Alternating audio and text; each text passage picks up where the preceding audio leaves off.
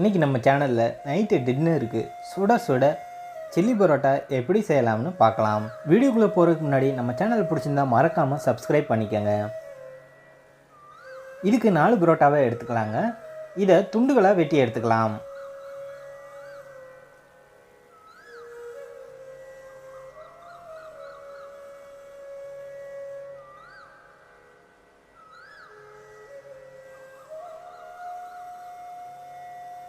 இந்த மாதிரி துண்டுகளாக வெட்டினதுக்கப்புறம் இதை எடுத்து தனியாக ஒரு பிளேட்டில் வச்சுக்கலாம். ஒரு வாணலியில் 4லேருந்து 5 டேபிள் ஸ்பூன் எண்ணெய் ஊற்றி வெட்டி வச்சுருந்த புரோட்டா துண்டுகளை இதில் போட்டு நல்லா வறுத்து எடுத்துக்கலாம்.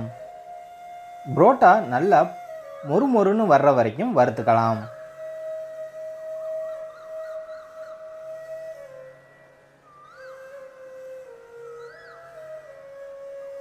பாருங்கள், புரோட்டா ரொம்பவே கிறிஸ்பியாக மொறுமொறுன்னு வறுபட்டுருச்சு. இதை எடுத்து தனியாக ஒரு பிளேட்டில் வச்சுக்கலாம்.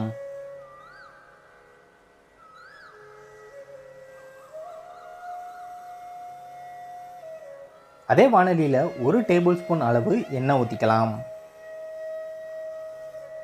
இதில் 1 டீஸ்பூன் நறுக்கிய இஞ்சி, 1 டீஸ்பூன் நறுக்கிய பூண்டு, 2 பச்சை மிளகாய் இதை சேர்த்து 30 செகண்ட் பெரட்டி விட்டுக்கலாம்.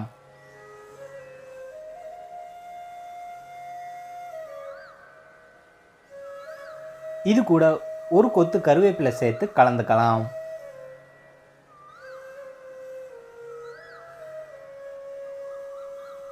ரெண்டு மீடியம் சைஸ் வெங்காயத்தை பொடியாக நறுக்கி இது கூட சேர்த்து கண்ணாடி பதம் வர்ற வரைக்கும் வதக்கி விட்டுக்கங்க.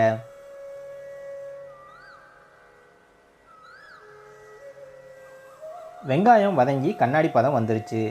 இது கூட 2 மீடியம் சைஸ் தக்காளியை நறுக்கி சேர்த்துக்கலாம். இதை ஒரு 2 நிமிஷத்துக்கு வதக்கி விட்டுக்கங்க.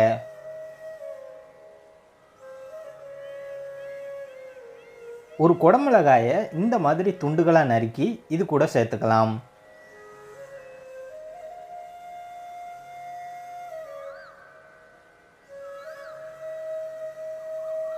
இதில் 1 டீஸ்பூன் மிளகாய்த்தூள், 1 டீஸ்பூன் மல்லித்தூள், அரை டீஸ்பூன் கரம் மசாலா, சுவைக்கேற்ப உப்பு சேர்த்து கலந்து விட்டுக்கலாம்.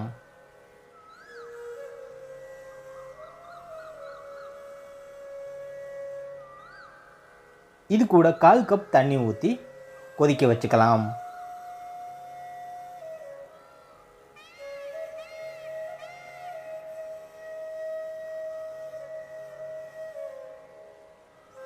இப்போ நம்ம போட்ட மசாலாவோட பச்சை வாசம் எல்லாம் போயிருச்சு. இந்த ஸ்டேஜில் இது கூட 1 table spoon red chilli sauce, 1 table spoon tomato sauce இதை சேர்த்து 30 செகண்ட் பெரட்டி விட்டுக்கலாம். நம்ம சேனலில் வர்ற வீடியோ உங்களுக்கு பிடிச்சிருந்தா மறக்காமல் சப்ஸ்கிரைப் பண்ணி பக்கத்தில் இருக்க பெல் ஐக்கானை கிளிக் பண்ணிக்கோங்க. நாம் ஏற்கனவே வறுத்து வச்சுருந்த புரோட்டாவை சேர்த்து கலந்து விட்டுக்கலாம்.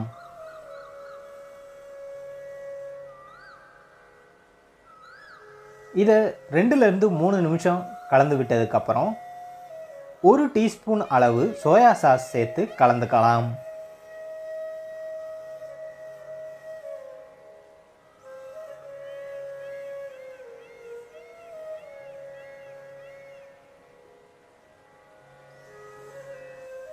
குழந்தைங்களுக்கு ரொம்பவே பிடிச்ச சில்லி பரோட்டா தயாராகிருச்சு.